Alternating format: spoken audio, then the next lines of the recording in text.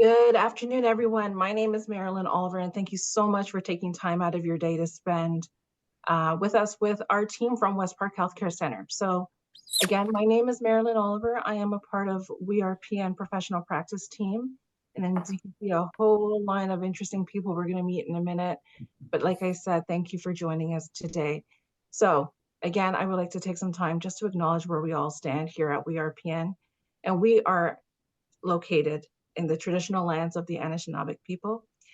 With this, we respect all the longstanding relationships that Indigenous nations have to this land, and of course, they are the original caretakers.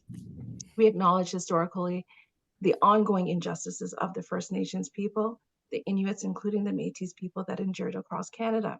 And we accept our responsibilities as a professional organization to continue to contribute towards revealing and correcting the misinformation, as well as renewing respectful relationships with our Indigenous communities. So through our teachings, our research, and of course, our care provisions and community services, we thank our Indigenous people.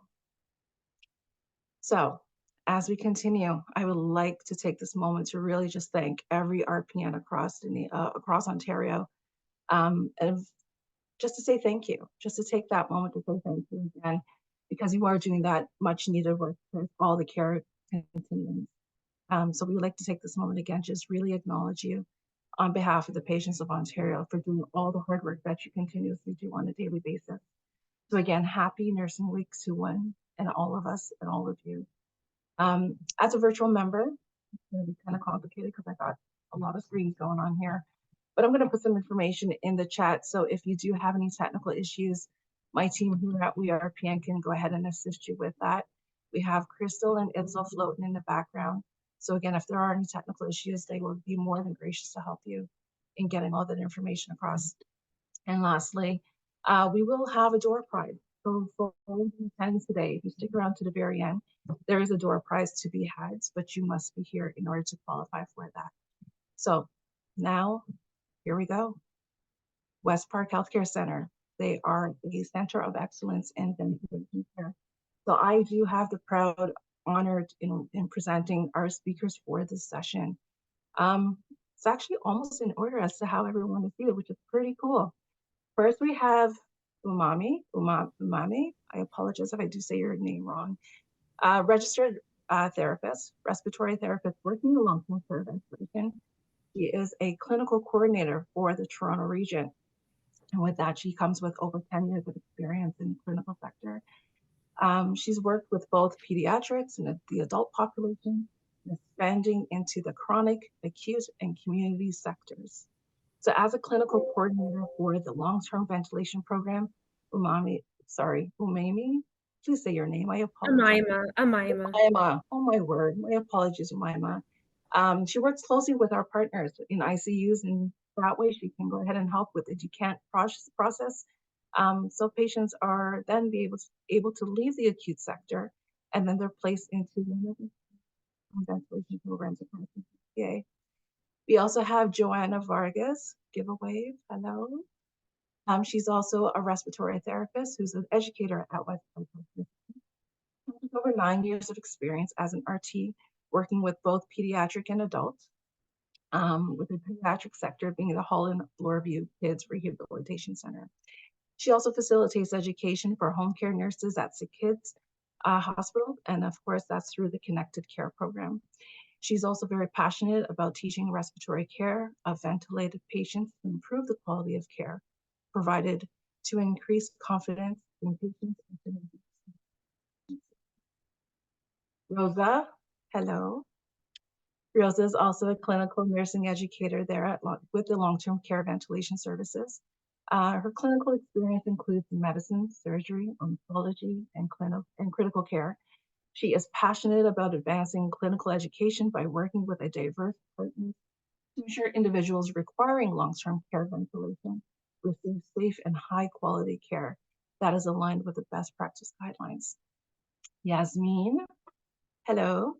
She is our representative for today. She is a registered practical nurse working with the long-term care ventilation program at West Park Healthcare Center. She comes to us with 17 years of nursing experience, caring for patients who require long-term ventilation. Yasmin is she's passionate about person-centered care, and she's also passionate about providing quality care. And then we have Sarah. Hello, Sarah. Sarah comes to us as a clinical nurse educator at West Park, and she has been working as an RN for over 12 years as a bedside nurse. And then most recently, Sarah has many years of experience working with patients who are diagnosed with COPD, who are trached and ventilated, and she is also passionate about teaching and education.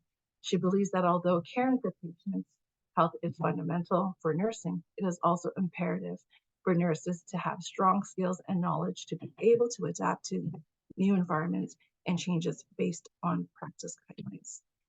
So welcome. And then we do have Angela Dowd, who is the Director of Professional Practice at West Park Healthcare Center. So again, from WeRPN to you, we want to thank you for your contributions today for our Nursing Week segment. So I'll turn it over to you. I believe there's a slideshow or whatever you have on your slide. You can go ahead and connect. Thank you so much. Okay, that's wonderful. So we'll just share our deck here with you guys. Just bear with me.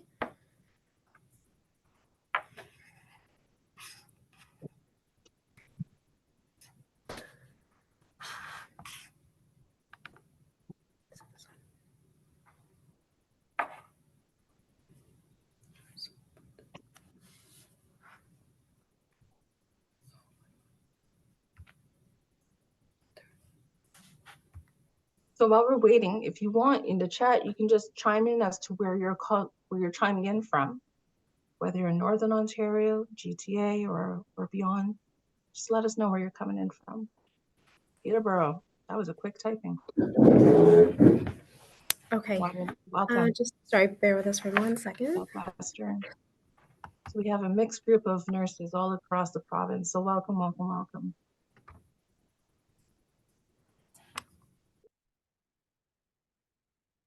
I was just in Kingston, beautiful city.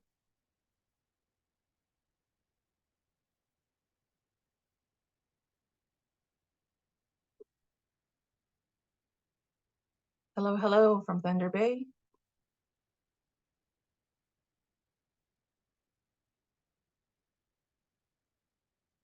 We also have Guelph chiming in, Windsor. So from the northest part of Ontario, so Northern Ontario all the way through to Southern Ontario, welcome.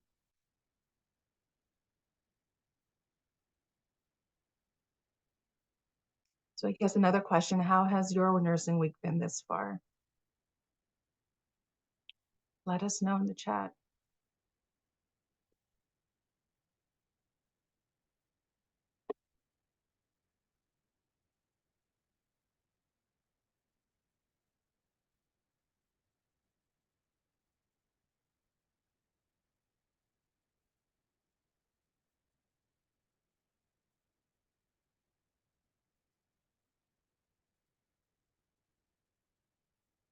So we have barbecues happening. We wouldn't be Canadian if we didn't do barbecues, even when it's not the warmest.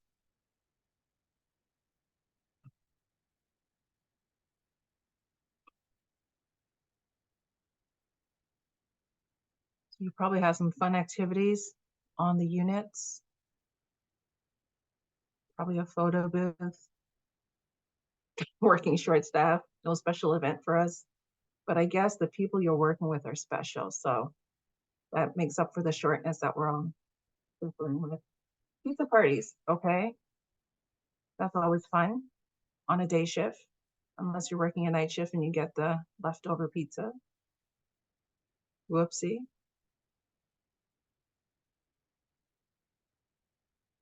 So we also have other events happening. We do have a fireside chat tonight with our CEO, Diane Martin. She'll be joined by our chief nursing representative, Miss Dr. Valji. She'll be doing a nice little fireside chat later on tonight. So you can always tune into that. There's also prizes there to be won.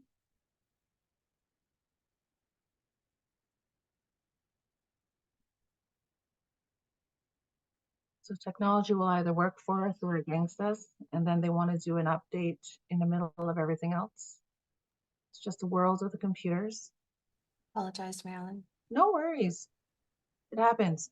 As long as it doesn't turn off, then we're in good shape. We're having good conversation here.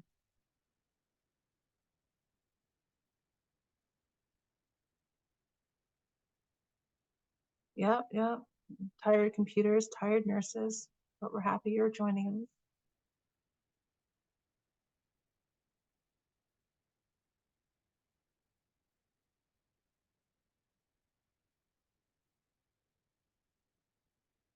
This is like Christmas for nurses this week. Nursing week is always like Christmas. Just don't know what you're gonna get. Sometimes the computers work for you, sometimes they don't. The nice thing is that you have an hour for yourself.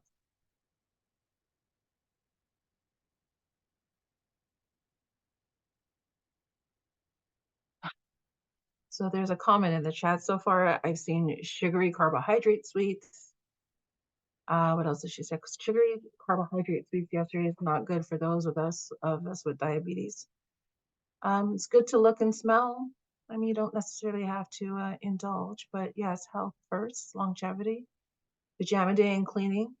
But stop to listen. We appreciate that, Candace. Thank you for tuning in. It's nice to have a day off throughout the week. There's a lot you can get done. Hopefully you're off and not working a night shift.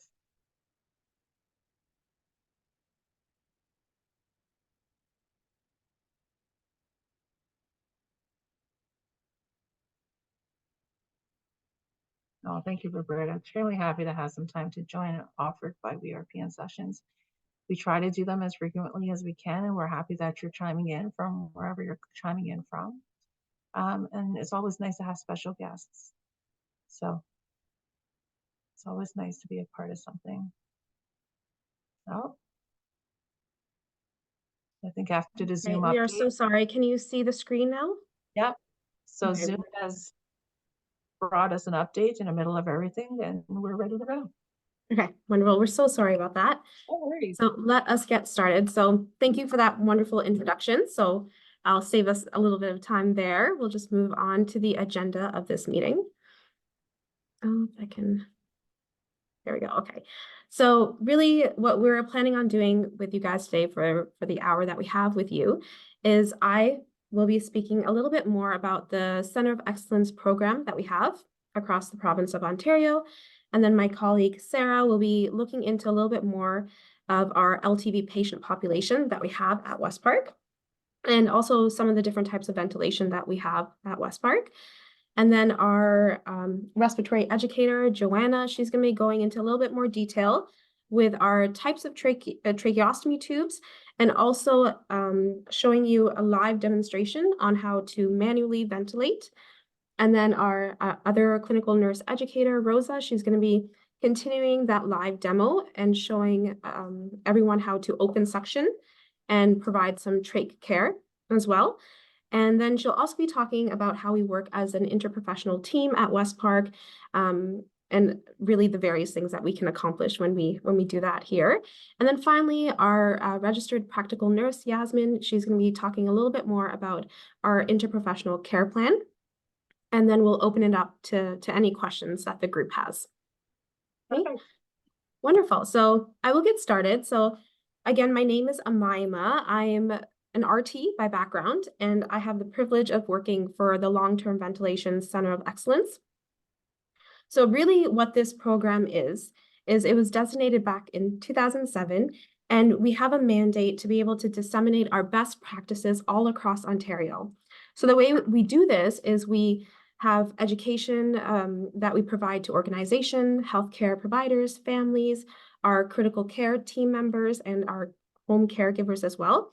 And we work together to really be able to develop an outreach program that we can allow for patients from an acute care setting to transfer all the way into a long-term care setting, and then even potentially to home. So the program, the Center of Excellence program, really has three main pillars to it. It has the GTA pull strategy that I'll talk a little bit more about in our next slide. And it has the centralized waitlist, and it has a community outreach team, which is really special because this allows for us to, even after a patient is discharged to home, continue to be tethered to their healthcare and really be able to help prevent reoccurrent admissions to an ICU center. So looking a little bit more into that pull strategy that I had just mentioned. So really what this is, it's a collaborative effort between our patients, our families, the acute care facility, the home and community care support system, myself as a clinical coordinator. We all work together to have a common goal to be able to discharge a patient out from an ICU and bring them into a more specialized and appropriate setting. So this could be any one of the LTV sites that we have in the GTA, which includes West Park, also includes Michael Garron Hospital and the Toronto Grace Hospital as well. So we work together, myself and the home and community care support case manager. What we are able to do is when an ICU team has identified a patient that may be appropriate for an LTV setting, we go out into the ICU. We're able to assess them there. We're able to engage the family, the medical team there, the acute care staff there, and really help to give a better understanding if this patient is in fact medically stable and appropriate for a long-term ventilation program, such as West Park. If they are, then we're able to facilitate their transfer to an LTV program. And then once they're in an LTV program, if their goal is to then eventually go home, even while being ventilated, we help to facilitate that as well. So really the overarching goal is to be able to help these patients that are maybe stuck in an ICU setting, really be able to transfer into an environment that's better suited to their needs. When we look at the provincial long-term ventilation strategy, here in the central hub, we have West Park and Michael Garron, but we also have our partners extending to the east, which is the Ottawa Hospital, and then our partners in the west, which are the London Health Sciences Centre.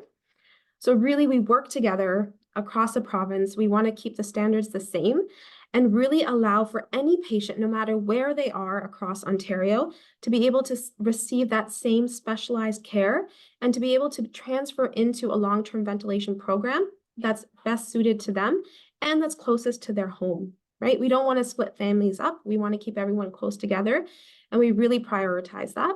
And by working with our partners across Ontario, it really is a collaborative effort to do that. And again, just speaking, our main goal is really to improve the quality of life for these patients that otherwise may be in an ICU environment. There's a lot of information that's available, and we've included the link to the website that we've developed that really goes over the pull strategy, what we do, how patients can be referred to us. So I would encourage, if everyone has time, this website also has a lot of modules in it.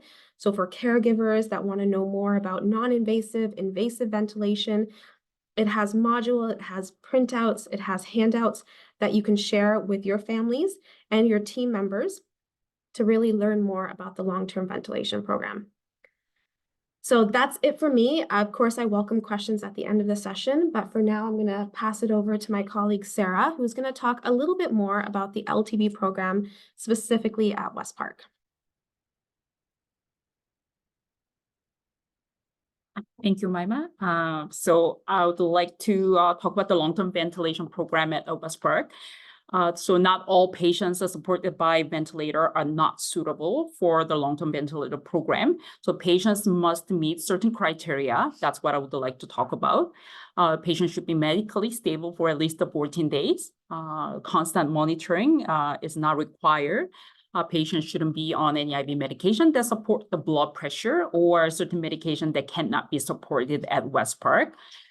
Patient also should not have any major cardiac events in the past 14 days. Patient also shouldn't be on a hemodialysis or not to have an NG tube. Patient needs to be on an appropriate ventilator setting with a set backup rate, also appropriate oxygen requirements.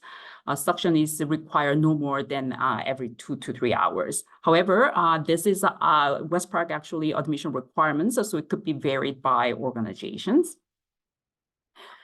So now, what is a long-term ventilation?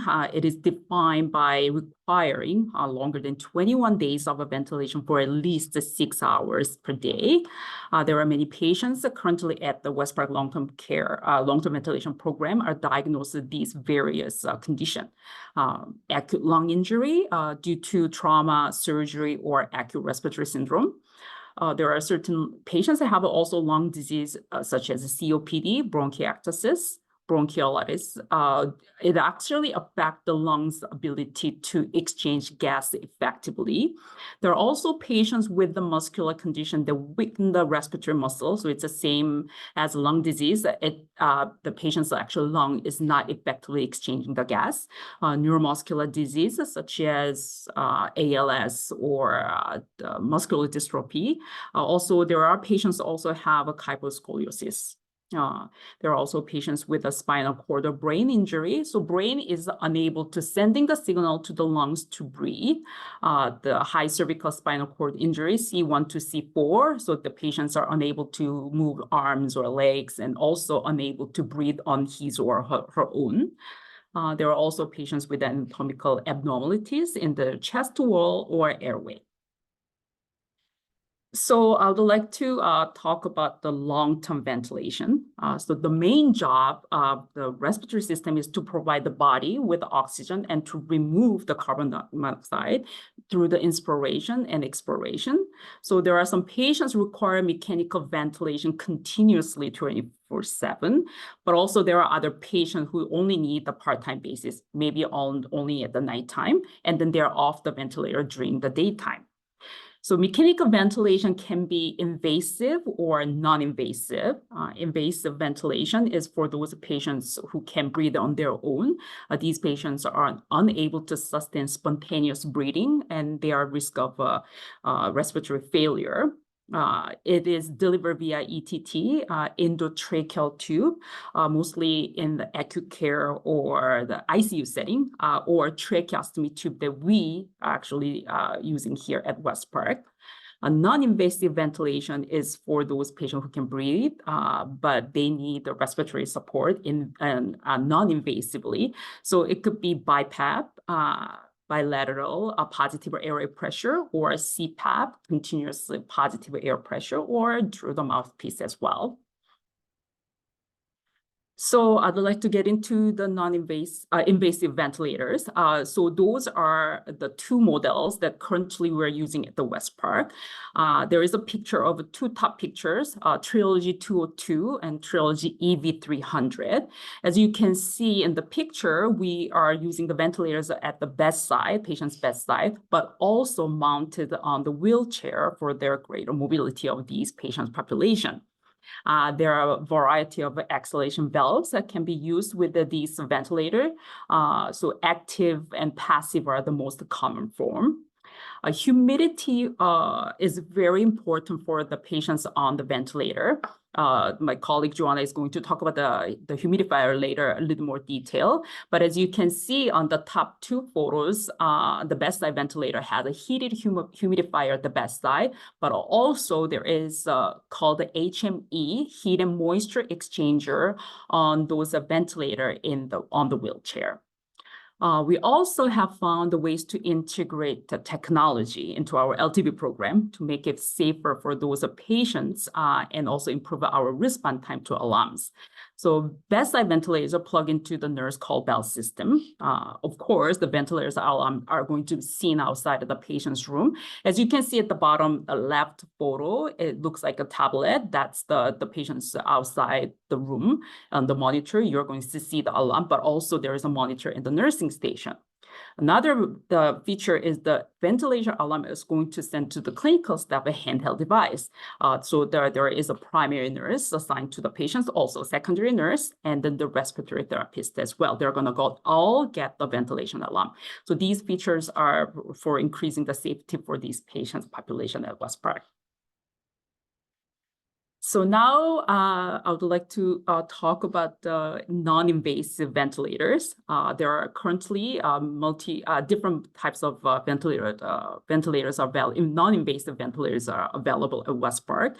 Those are top photo Stella 150, AirCurve 10 STA by PEP A40 Pro, but also there is a Trilogy 202 and EV300. This can be used as invasive ventilator through the tracheostomy tube, or non-invasive ventilators through the mask as well. There are the bottom photos are the typical the ventilators, the equipment setting. So of course there is a non-invasive ventilator. The picture is here is a Stella 150, and there is also a humidifier. It's very important for the respiratory patients to have a humidified warm the oxygen through their through the breathing into the ventilator. There is also tubing is involved, and the interface mask, and then also exhalation port. If it's not built into the mask, there is also exhalation port as well. So the last one I would like to just to touch the base is the ventilator equipment pool. So invasive and non-invasive ventilators are supplied to Ontario residents by the WeRPN. It's called the ventilator equipment pool. So it's a provincial service to operate the Kingston Health Science Center. It is funded by Ministry of Health. So applicants must meet a certain criteria under the Ministry of Health Assistive Device Program.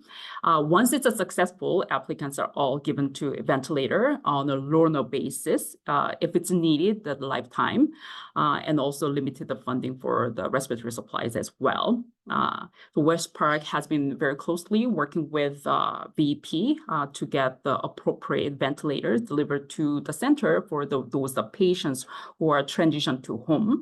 So RTs here, respiratory therapists, are going to apply, and then once we get the machine, set up the machine, assess the patients, also provide the education, the appropriate education also provided. So also West Park is the off-site storage site for the VP equipment for the patients across the Ontario, particularly the GTA. So if any time the patients need it urgently, we can actually send those the ventilator to the patients at their home. But also VP has a respiratory therapist who provide a technical or educational support to their clients 24/7 via the phone call as well. So my part is over now. I would like to introduce our RT educator, Joanna. She's going to talk about the tracheostomy now, more detail about it. Thank you, everybody. Hello, everyone. My name is Joanna. I'm the respiratory educator at West Park Healthcare Center. So to really understand how tracheostomies work and how some things change and become more important when we have a tracheostomy to put into our airway, we need to talk a little bit about the respiratory system and how the airflow goes for someone like you and me, so that we can understand what happens when someone has a tracheostomy too. So the upper respiratory system is composed of the nose, the mouth, the larynx, and the pharynx.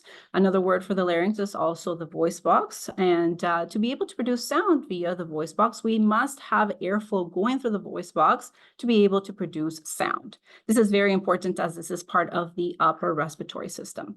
Now, the upper respiratory system has two main functions. These two main functions are the ability to filter the air that we're breathing in and the ability to humidify the air that we're breathing in. So how does it filter the air that we're breathing in? So we're all healthcare professionals here, so we've learned a little bit about the respiratory system. The way that the upper respiratory system filters the air that we're breathing in is via hair-like structures that line our airways called cilia. At the ends of these cilia, we have some mucosity that is able to trap the debris as we breathe in. When we feel that tickle in our nose like we need to sneeze, that is actually the cilia kind of moving, letting us know that we must expel that we have caught amongst our cilia. But to be able to have this filtration process work appropriately, humidification is incredibly important. So we need to be able to have a well-humidified system for filtration to work properly. So when we don't have this humidification appropriately, like for instance, now that we just passed the winter months, normally we have our heaters turned on, and this dries our environment a lot. So what happens is we wake up all stuffy, as if we can't breathe anymore during the morning. And this is not necessarily because we're sick. It's just because the environment in which we are is quite dry. So what happens now is that our cilia is still trapping the debris, but it's not able to be motile to be able to expel it. So as we can see here, when we have a tracheostomy tube now put in, our flow of air no longer is primarily through the nose and the mouth. Now it is primarily coming in through the tracheostomy tube. So what this means is that we have a loss of the natural filtration process and the natural humidification process of the air that is breathed in. So this means two things for our patients with tracheostomies.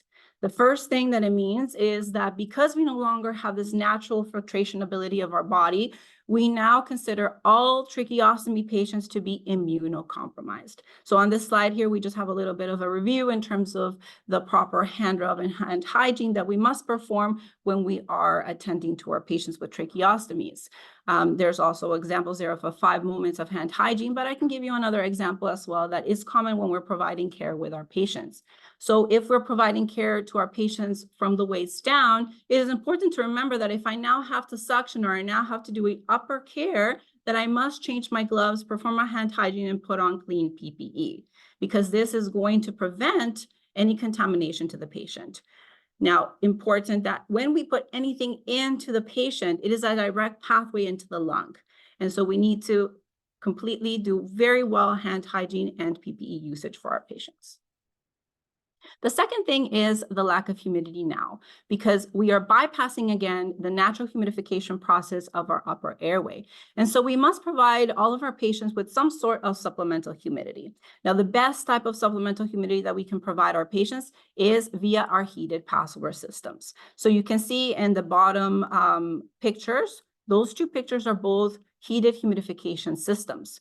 The one on the left-hand side that we can see is a bedside ventilator. As Sarah was showing you on her previous slides, she was showing you how a bedside ventilator is providing heated humidity to our patients via this system. Now, the way that the system works is essentially as the ventilator is pushing air through the system, it is going into a pot that contains water, inhalational water, that is being heated by a heated plate to 37 degrees Celsius. Now, it is 37 degrees Celsius because that is normal body temperature, and it's producing water vapor. So as the air goes through, it picks up this water vapor, and then it starts to carry it through the longer portion of the blue tubing that we see there. Within that tubing, we have a heated wire that maintains the temperature of the air at 37 degrees Celsius, and is able to maintain the water vapor that we have just picked up at the pot and are able to supplement that to our patient. The second type of humidity that we have is cool humidity. Now, cool humidity is normally provided via a large volume nebulizer. That picture is in the top, again, a left-hand corner there. And there we can see a pot that will then be receiving, again, airflow via a flow meter, and it's going to break up the water particles that are within it, creating a mist-like substance that is then going to be carried through the corrugated tubing and delivered to the patient. The problem with this is that A, it is not heated, and B, there is a loss of water throughout the system. So we have a lot of condensation that forms until it goes to the patient. So it's not as effective as what we would see with the heated humidity. And the last type of humidity is the heat and moisture exchanger, which is the HME. And Sarah was talking a little bit about how we use this HME with our patients on ventilators when they are on their wheelchair. So we have an example of that on the right top corner there. And the way that this works is kind of like a recycling of the patient's own humidity. So as the patient breathes out, the patient's own moisture and humidity is being trapped in the filter material. As the patient takes another breath in or is delivered a breath from the ventilator, that air coming in is going to pick up that moisture and heat and give it back to them. So now let's dig a little bit into some of the tracheostomy tubes that we have here at the center, but also a little bit of review in terms of what a tracheostomy tube is. So essentially, a tracheostomy tube is a short plastic, or a long time ago, they were also made out of metal, but now we have more in terms of different types of plastics and also silicone. So these are inserted into the windpipe to make it easier for the patient to breathe. Now, there are several reasons why someone might need a tracheostomy put in. And the way that we remember these is via an acronym, which is VOPS. We can see that at the bottom of the slide there. The first one is ventilation. So this is in case the patient is not able to ventilate or breathe appropriately, which means that the gas exchange is not occurring efficiently. So they need the assistance of of a ventilator to be able to breathe appropriately. The second one is obstruction. This is an obstruction of the upper airway that is not permitting air to come in through the upper airway and into the lower airway. So because of this, then we need to insert something to facilitate air from going from the outside into the lung as well. Often these patients don't necessarily need the ventilation portion, but they do need a ways to be able to breathe on their own. The third type is protection. Protection from what? From airways that easily collapse. So one of the reasons why we might have it is, for instance, in tracheal malacia, where we have loss of the muscle around the airway. And so we have collapse of the airway, not allowing for airflow to pass appropriately. So in this case, again, we would need a tracheostomy tube to be put in so that we can have a patent airway. And the last one is secretion management. So this is for patients who have a buildup of secretions that is not able to be removed on their own, or even via the assistance of PEP therapy or cough assist, or even with the use of chest therapy or any of those lung clearance techniques. In this case, we would have a patient that would have accumulation of secretion that would physically need to be go in and remove it via suction, open suction, which will be reviewed by Rosa a little later as well. So we're going to go over the components and the different parts of a tracheostomy tube. I'm going to be doing this by showing you one of our most common tracheostomy tubes. This tube here is called the Shiley taper guard. It is one of the most common ones that we have. So there's an image there as well that we can follow along to kind of see the different components.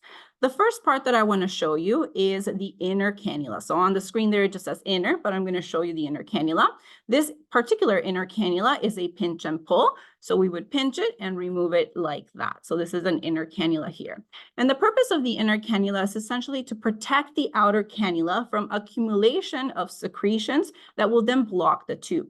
In this case, if we did have an accumulation of secretions blocking the tube, I could easily remove the inner cannula, put in a clean inner cannula, and allow for a patent airway once again. So that is the purpose of having an inner cannula. Next, we have the patient connector over here. So the patient connector is not labeled on there, but it is the portion through which we would attach a ventilator circuit or a speaking valve or a cork, all of the things that we would attach to a tracheostomy tube. Now, this is universally sized. So what that means is that it is the same size for every tube, because all of these, what we call adjuncts, things that we add to the tracheostomy tube, have to be able to fit into every single type of tube that we have. Next up, we have the flange. So the flange here is the portion that we would see on the patient there. And it serves two purposes as well. The first purpose that it serves is for us to be able to know a little bit about the tracheostomy tube. So it tells us, for instance, the size of the tracheostomy tube. It tells us the type of tracheostomy tube it is, the company that it made it. And so it gives us some information to let us know that the tube the patient has in is, in fact, the right one that they're supposed to have in as per order. And the second purpose is also these slots that we have at the side. They allow us to put in ties to be able to secure the tube onto the neck of the patient. So you can see on the flange here, we are able to insert the tie to be able to secure the tube to the neck and prevent decannulations that can then lead to a loss of an airway and respiratory distress. Then we have the outer cannula. The outer cannula here is what would be inside of the trachea. This is through which the patient will be breathing through. And attached to the outer cannula, we have the cuff. Now, the cuff is one of the most important portions of the tube. I'm just going to inflate it right now so that you can see it inflated. There we go. The purpose of having an inflated cuff is two things. The first reason why we might have a cuff inflated is to provide full ventilation into the lung. Now, what does this mean? What this means is that when I inflate this cuff, I am completely separating the upper airway from the lower airway. Therefore, the air coming in through the tracheostomy tube will go directly into the lung, and from the lung directly out the tracheostomy tube without any of it escaping out into the upper airway. So by sealing this, I can guarantee that if my patient is being ventilated, the full amount of air is going directly into the lung and allowing for full ventilation to occur. Now, the second reason why I might want to have my cuff inflated is to prevent aspiration. Now, aspiration is when anything foreign goes into the lung. The most commonly aspirated fluid is actually saliva. Just the pure fact of having a patient trached increases the amount of saliva production of the patient. So this then increases the chances of also having aspiration if they already have an inability to be able to swallow appropriately. So by inflating the cuff and again, separating the upper airway from the lower airway, I'm preventing anything that comes from the upper airway from going down into the lung, therefore protecting the patient from aspiration. Now, last but not least, we have what we use to be able to inflate and deflate the cuff, and that is the pilot line, the pilot balloon, and the pilot valve. Now, if any of these components gets broken, then the cuff is useless, and therefore an emergency trach change would need to happen. Now, not every patient requires a cuffed tube, but the majority of our patients here at West Park who are ventilated do require a cuffed tube. Now here we have a slide showing some of the different types of tubes that we have here at West Park. The middle portion there, we have the Shiley taper guard, and those are some of the features that I have showed you here. Next up, we're going to talk about another couple of tubes that are called also Shileys, but they're actually called Shiley XLTs. Now XLT for extra long, essentially. Now these two differ in the way that they are long. So for instance, this one that I am holding here is extra long vertically, whereas this one is extra long horizontally. The one that's extra long horizontally is called the proximal XLT, and the one that is extra long vertically is the distal XLT. So if we think a little bit about why a patient would need one over the other, this one, for instance, would be for someone who has a very thick neck, whose curvature of the airway is more posterior. So we need more space to have to get to the curvature of the airway. Whereas if we have a patient who needs a tube that is extra long vertically, we're talking about a patient that has a very long trachea or a very long neck. Or it can also be for patients that have some sort of damage to the upper airway that we need to bypass so that the inflation and deflation of the cuff is not going to damage the area even further. So those are some examples of why we would use this type of tube. Now, this inner cannula here is a little bit different from the one we saw earlier. This inner cannula is actually a twist and pull. So we twist it, we do a turning motion to be able to remove it. And then to insert it again, we would have to do that same twist motion to pair up two triangles that we have at the top over here. Now, this inner cannula is completely disposable, whereas the previous tube, the inner cannula that we saw, this inner cannula can be reusable or disposable. Here at West Park, most of our patients have a reusable inner cannula. Later on, we're going to also learn how to change inner cannulas and how to appropriately clean them if they are reusable. Last but not least, I'd like to talk about our last tube here. This tube here is the first column there, the Vivona. The Vivona is very different from any of the other tubes that we have because it is made completely out of silicone. Now, because it is made out of silicone, there's a few features that are unique to it. The first thing is that this tube does not have an inner cannula. Now, that is talking West Park. At West Park, we do not use inner cannulas with these because they greatly reduce the inner diameter and therefore make it more difficult for our patients to breathe. However, in other hospitals, they do have the ability to put inner cannulas if that is something that is applicable to the patient. But speaking in terms of West Park, if we do not have an inner cannula, then that means that we don't have the ability to just change that inner cannula in case of a block. In the case that this tube was blocked, what would need to happen is an emergency trach change. So when choosing this tube, we think about patients that are not at high risk for plugging their tubes, which means an accumulation of a thick secretion that will plug the tube. Another feature about it that is different is its cuff. Now, its cuff, as you can see, it is completely deflated right now. It completely adheres to the tube itself, making it seem as if it doesn't have any cuff at all. This is greatly beneficial for instance, weaning purposes, if we need more air to be able to go around the tube for them to breathe. through the upper airway for speaking, because we have more flow of air going around the tube and being able to go through the vocal cords and produce speech. It is also very good for patients who have very tight stomas. So stomas is the hole through which the tracheostomy tube goes in. If this is a very small stoma, this would ease the insertion and removal, therefore not causing as much trauma when a trach change needs to happen. The other thing that's different about this tube is that this tube, because its cuff is made out of silicone, it is permeable to air. So what that means is that to fill this cup, we must use sterile water. Whereas with the other tubes that we saw, which is the Shiley XLT and the Shiley taper guard, we would be using air to inflate the cup. So this is something unique about this type of tube. So that concludes the tube portion, but now I'm going to talk a little bit about our different types of ties. Now, these ties over here are our most common types of ties. They are our posies. As you can see over here, this mannequin is wearing the posies. Now, our posies are our most common type of tie, but we also have some other varieties depending on the needs of our patients. We have the Dale ties. These are thicker all throughout the length of them. And this is very useful for patients who have a high tendency of having skin breakdown or lacerations occur. This is to prevent that from happening if they already have a high risk of it, or if they've developed one. This helps to heal the area without providing so much pressure to it. And then we have our twill ties. So these twill ties are really just used in terms of a last resort. These are used for patients that have a very high risk of decannulating themselves, either because on purpose or because they don't really know what they're doing. They kind of just grab at everything.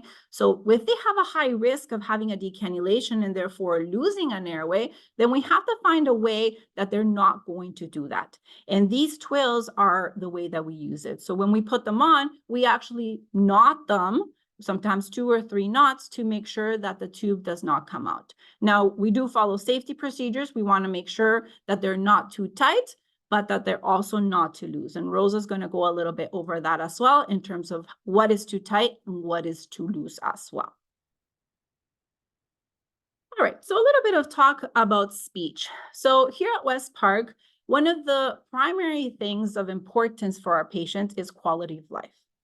And quality of life, a lot of the times, has to do with the ability for them to express their needs and wants, the ability to communicate with the caregivers and to also communicate with their families. So speech is one of a very important part of the patient's needs. So sometimes we have the ability to put in a speaking valve within the circuit itself, as you can see in the bottom long picture. We can use that, but we also have other means of providing speech to our patients. We can also provide partial cuff deflation, which means that we are able to measure how much we can deflate the cuff so that we can still provide proper volume to the patient, because they still need to get that air into their lungs to be able to breathe, but also to be able to have enough airflow up into the upper airway and produce sound and speech. So we always try to find that balance whenever it is appropriate for the patient. We also go through some other methods, like providing different ways of adjusting gauzes to the patient. Sometimes we use multiple gauzes so that we can balance, again, that leak versus speech and ventilation, and having everything work for the patient appropriately. All right. So now we're going to go into a bit of a skill, a very important skill, in fact. This is a skill for emergency response. And this, I want to make sure everyone can see. There we go. And this skill essentially is manual ventilation. So here at West Park, we consider 2 pieces of equipment to be for emergency purposes, and the patient must take this with them everywhere they go. So the moment they leave the room, they must take this with them. That is the manual resuscitation bag and the portable suction. So the first skill here, the manual resuscitation bag, they will take it with them with a trach adapter when they are already trached, as this patient is over here, and already ventilated. So this is a trach ventilator adapter here. And this can directly connect to the patient here to be able to provide breaths. Now, in the case that this was missing, or even that the filter was missing, we can also connect it directly to the trach of the patient as so. So it is, as I mentioned, a universally sized diameter there to be able to fit it to all of these important adjuncts that we need to connect to the patient. So in terms of bagging, we want to make sure that we are pushing the appropriate amount of air into the lung and that we are setting an appropriate rate for the patient in an emergency response. So what is the amount that we want to press? We want to compress about half to a third of the bag. So it looks something like this. For me, it is a full squeeze of one hand. We don't want to put the whole amount in. So we don't want to squeeze the whole bag in because a full bag is actually 1,200 cc's of air. That is way too much air for any lung. And doing that to the patient can actually cause barotrauma and can cause pneumos, so pneumothoraxes. So we want to make sure that we are putting in the amount correctly. The next thing is the rate. So we want to provide a breath every 3 to 5 seconds or so, providing a respiratory rate of about 14 to 16 breaths per minute. So as a pattern, this is kind of what it looks like. So it looks something like this: bag, 2, 3, bag, 2, 3, bag, 2, 3. So essentially, when I say bag, I compress the bag, and 2, 3 is allowing it to re-inflate. Now, this pattern is actually very useful, especially in an emergency response, because A, it helps you to keep appropriate rate for your patient.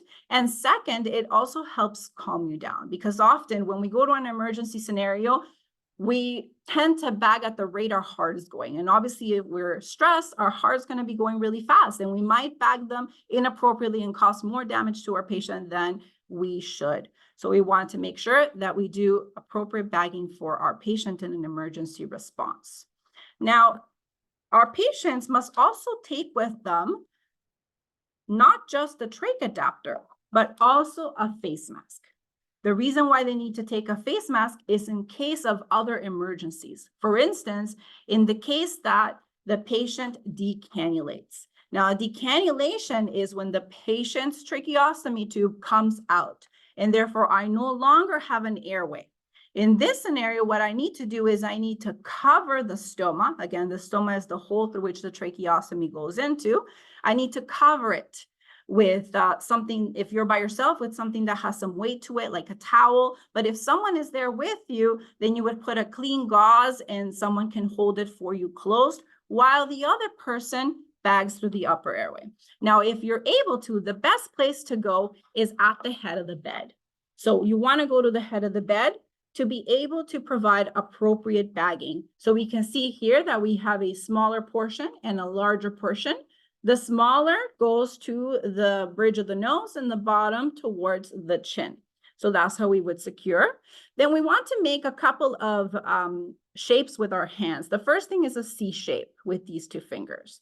This is going to hug the actual mask. And the next shape is an E with these 3 fingers. So C, E. And the E goes directly on the jawbone. So be very careful with the jawbone because you don't want to go below it. If you go below it, you're actually going to be minimizing the amount of air that is going to go into your patient. So you want to hold right at the jaw. And you're essentially doing a bit of a crunch. So you're pushing down on the mask and lifting on the jawbone.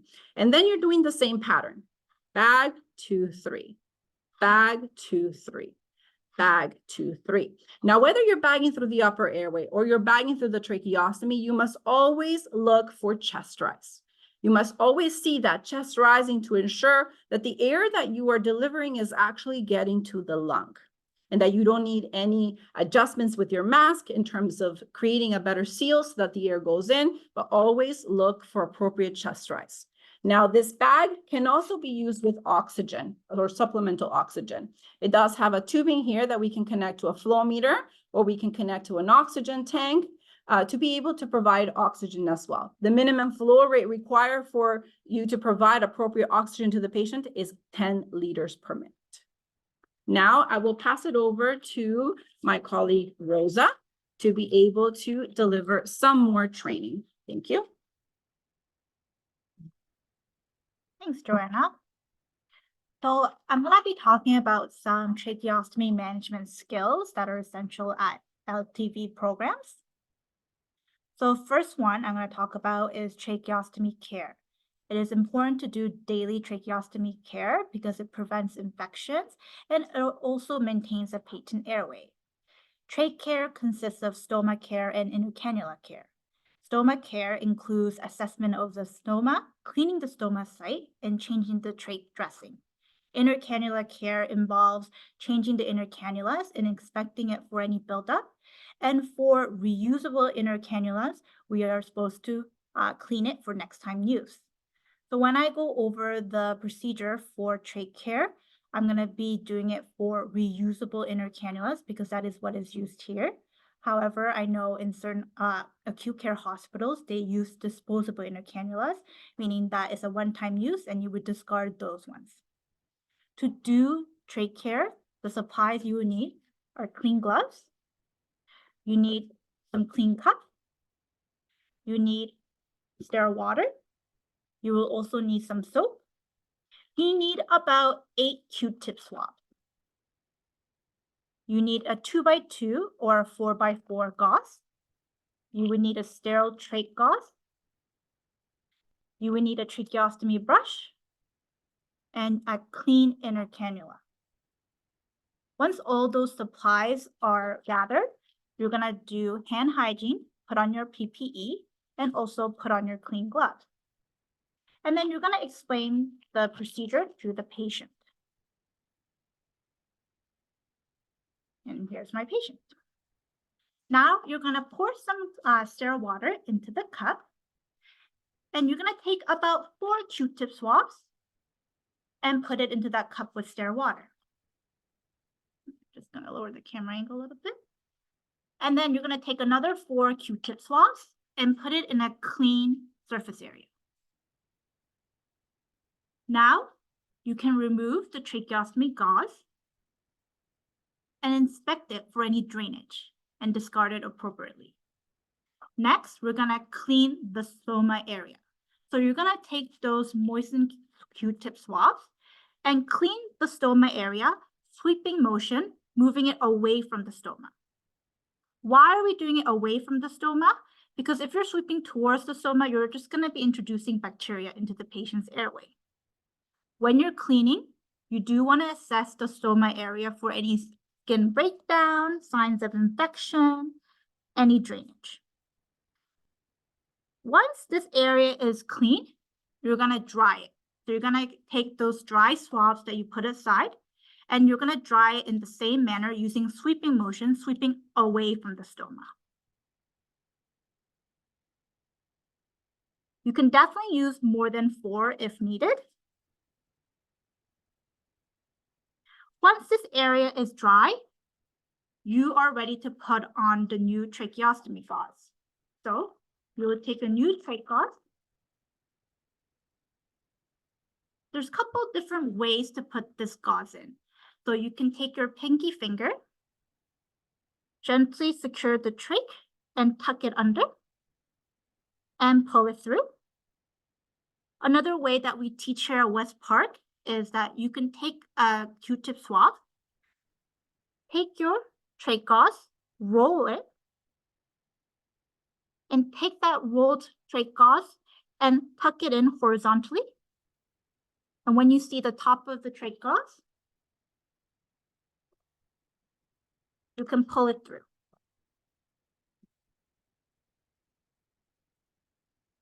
Once this is in, before you walk away from your patient, you do want to make sure the trach ties are secure and not too tight. So you should be able to insert 2 fingers under the trach tie. Why do we want it secure? Like Joanna said, if the trach ties are not secure, the tracheostomy can dislodge and we can lose the patient's airway. Why do we want it not too tight? It's because if it's too tight, it's going to cause unrelieved pressure around the patient's neck area, and it's going to lead into pressure injuries. Now that we've done the stoma care, we're going to do the inner cannula care. So for that portion, you would need a cup with some soapy water. So you're going to put some sterile water into this cup and put some soap in it. You're going to make sure you have that new clean inner cannula nearby and a tracheostomy brush nearby as well.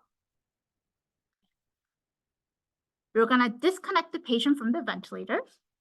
And when you disconnect, you're gonna make sure that the circuit is not facing your patient and you. So you're gonna put it in a manner so it does not face your patient. Then you're gonna take your inner cannula out, quickly inspect it for any secretion buildup, and put it into that cup with the soapy water. Then you're gonna take a new inner cannula and place it in, and then reconnect your patient to the ventilator. Now, because we are using a reusable inner cannula, you do have to wash it. So you're gonna take your tracheostomy brush and give it a good brushing. When you're cleaning this, you need to inspect it to see if there's any defaults. If there's any defaults, you must replace it immediately. Once it's nice and clean, you're gonna rinse this with some sterile water and put it in a clean designated container so that it can be air dried. And then you will discard your equipment and your PPE appropriately. That's tracheostomy care. Another essential care is tracheal suctioning. We touched on this a little bit, but I'll talk about it in more detail now. So tracheal suctioning is an aseptic procedure used to remove excess secretions or foreign objects to maintain a patent airway. It is a controlled procedure that is within the scope of registered respiratory therapists, registered nurses, and registered practical nurses.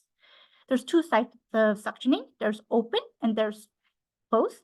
Today, we'll only talk about open tracheal suctioning. Open tracheal suctioning requires the patient to be disconnected to the ventilator for the suctioning to actually occur.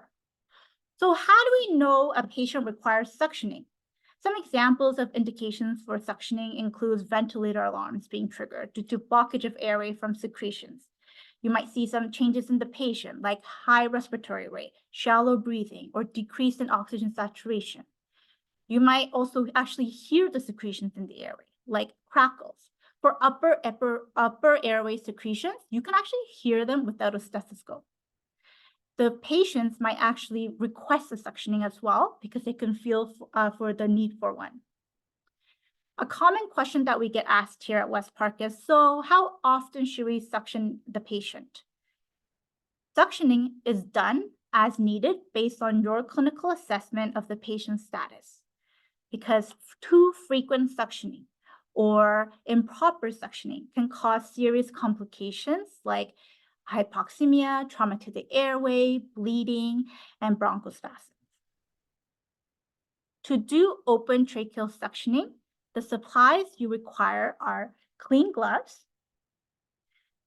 You need an appropriate size sterile suction catheter. You need suction tubing.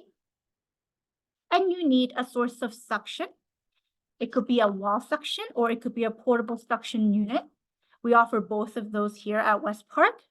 And you need a cup with sterile water. Once you have all those supplies ready, you're gonna do your hand hygiene and put on your PPE and put on your clean gloves. You're gonna explain the procedure to the patient. And here's my patient again. And then you're going to check the suction pressure. So you're gonna connect your suction tubing to the suction and you're gonna turn it on and you're gonna kink the tubing. The suction pressure for wall suction for adults should be 100 to 120 millimeters of mercury. Anything higher than that is too high. You're gonna cause trauma to the airways. Anything lower than that is not effective pressure to get rid of all those secretions. Once the suction pressure has been verified, you're gonna take that sterile suction catheter and you're gonna open it. When you open it, you wanna open it carefully so that you only expose the thumb control port.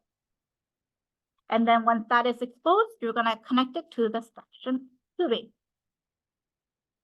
Now, you need to securely place the suction catheter so it does not contaminate while you're changing gloves.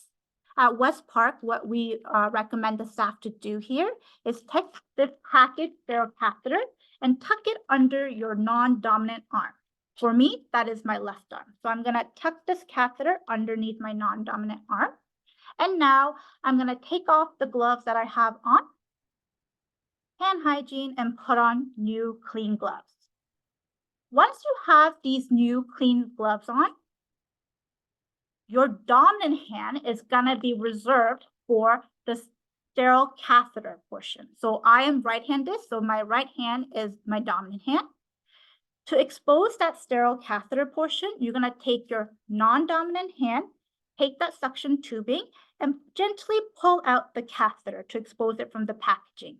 Once that portion is exposed, you're going to take your dominant hand and you're going to gently thread the catheter out. Once the catheter is out, you're going to dip the tip into the sterile water cup and you're going to aspirate some of that sterile water. To aspirate, you do need to initiate suction. To initiate suction with the sterile catheter, you're going to have to occlude the suction port with your thumb. Once that's done, you want to loop this catheter and hold it with your dominant hand. Now you're going to disconnect the patient from the ventilator. So you're just going to gently disconnect and place it facing away from the patient and yourself. And then you're going to insert the catheter. When you're inserting, the key thing here is that you do not want to apply any suction. And also, when you're inserting, you might see the patient start coughing or gagging. This is a normal reflex that can be initiated by the suction tubing going down. You're going to gently insert until you hit resistance. That is the carina of the trachea. Once you hit that resistance, stop, and you're going to withdraw the catheter about 1 centimeter. Now you are ready to apply suction. So I'm going to occlude this suction port, and I'm going to gently remove the catheter while I'm rolling it in between my fingers. Keynote here, the suctioning shouldn't last more than 15 seconds because when you're suctioning, not only are you suctioning out secretions, you're suctioning out the air as well. Once the catheter is out and you're done suctioning, loop it in your dominant hand again, reattach the patient to the ventilator. And to get rid of the secretions in your catheter and your suction tubing, you're going to dip the catheter tip back into the sterile water and aspirate that water. If the patient requires another suctioning, you do want to wait about 20 to 30 seconds in between a suctioning attempt so the patient can recover. If the patient does not require another suctioning, you're going to take this contaminated catheter and you're going to wrap it in your dominant hand glove and disconnect. And to take off this glove, you're going to carefully take it off inside out so the contaminated catheter remains inside the glove. And then you will discard your equipment appropriately. Before you walk away from your patient, though, please make sure that the patient is securely connected to the ventilator, the patient is not in any respiratory distress, and that all their possessions and their call bells are within reach. Okay, so now I'm going to hand over to Yasmin. She is our registered practical nurse in the LTV program, and she'll talk about our LTV interprofessional team and how we collaborate to provide patient-centered care. Thank you, Rosa. Hello, everyone, and thank you for inviting me here. I'm just going to talk about the patient-centered care. Happy Nursing Week first. As you can see on the slide, we have a list of LTV team members that work closely with the LTV patients. You have the client care attendant, registered nurses, registered practical nurses, occupational therapists, nurse practitioners, and physicians, and so on. Whenever the LTV interprofessional team accepts a new admission, each discipline will play a vital role assessing the patient needs from initial assessment to the duration of their stay. A care plan will be developed for different types of patients' needs that the team will focus on to help improve and promote healing. In the care plan, patients' issue, goal, and interventions will be addressed, followed up with weekly rounds with a medical team. We have in the diagram, as you see, let's pick skin integrity. So we, in our facility at West Park, we have CNS in our team who deals with complex wounds. The staff nurse will work with the CNS and develop a care plan that is specific to the patient and continue to follow up and monitor the patient's wound.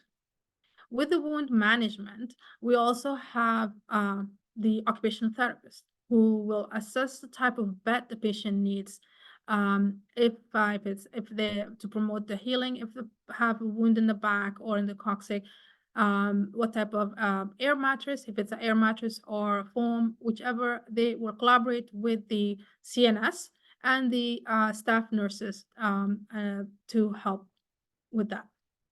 We also have physiotherapists who will assist with some of the exercises needed to promote blood circulation for the patient. And in our LTV team members, we have also clinical nurse educators, as you have seen, Rosa and Sarah, and we also have clinical respiratory therapy educator, as Joanna here, who all be regularly providing education to the nursing staff, whether in class or by the bedside. They're always on the floor, hands-on, ready to educate and assist the staff when needed. Our LTV interprofessional team at West Park collaborates with the patient's preferences in the care delivery and support them if they want to direct their own care. Some of those patients are in our facility. We have a transition home vent program. The patient will go through some comprehensive training and various aspects of their care. The clinical educators will be on site and helping the patient. Also, they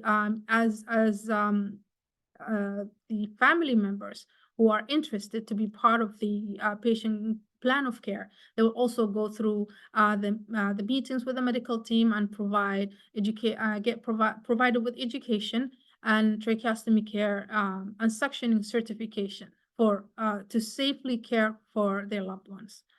And another example, if communication in the slide there, if the patient has impaired verbal communication and needs alternative methods of communication, the staff nurse will recognize that and communicate, will document it and will connect with the AAC clinic. And the AAC clinic stands for Augmentative Alternative Communication, who will sit with the patient and assess the alternative methods of communication that's specific and appropriate for that patient. With that, I include my presentation. Any question? Thank you so much, West Park and your team, for all this vital information. So to be cheesy, because that's just who I am, now we can actually breathe, right? Sigh of relief. Presentation's over. So now I turn it over to our audience. If you have any questions, this is your time to ask. We have our excellence team from West Park here who would be more than happy to answer any of your questions. So one question we have is that, will these slides be available? Will you be making those slides available to all that attend? So that's something we can speak about a little later. Is the Angela nodding her head? So yeah, happy to make them available to everyone. Perfect. Happy to Okay. share. One thing that I do want to mention, when it comes to West Park, this is their practice. So by no means are they suggesting you are now certified to do any trach care, any suctioning, anything to that effect. Always go back to your place or organization, follow their practices and their guidelines. This is just the way West Park has been doing it, and it's been working because they are the team of excellence there. So that's important to take away. But another great point that they've made is that they've created a website for you, full of documentations and printable literature. That's something that's available to anyone. So again, it's OntarioLongTermVentilation.com. Did I get that right? I see nodding, so I guess I did. So again, back to Yes, you that's right. all. Do you have any questions for our panelists today? I see a lot of thank yous, a lot of I can breathe, which is nice. Okay, so before we do our raffle, I just wanted to highlight what's happening here. Excellent presentation. Thank you so much. Just curious about further information about silicone tubing and water components in respiration. And that's from Candace. What are you curious about? What's your question? I see a lot of thank yous again. So I guess Candace is frantically typing.